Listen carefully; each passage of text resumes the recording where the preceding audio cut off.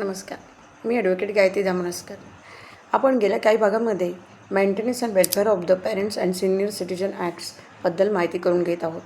तर आपण आज बघणार आहोत what is the rule 23 of the senior citizens act. Section 23 of the maintenance and welfare of parents and senior citizens act 2007 allows senior citizen to declare a transfer of property, gift or otherwise void if the recipient fails to provide basic amenities and physical needs.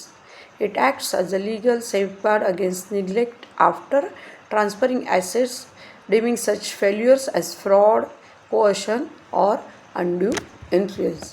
आता याचं आपण मराठीमध्ये रूपांतरित करू.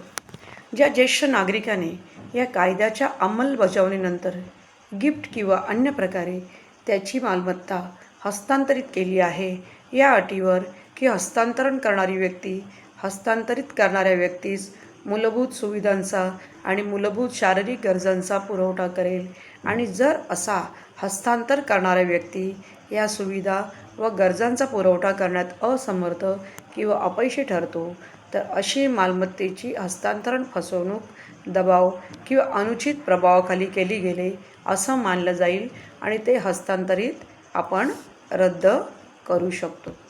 तर अशा प्रकारे आपण सेक्शन 23 काय आहे याबद्दल आपण या कायद्यात माहिती करून घेतली आहे. तर चला, लवकरच तुम्ही आयकॉन बटन दाबून चॅनल सबस्क्राईब करा आणि लवकरच भेटू पुढील भागात. तोपर्यंत धन्यवाद.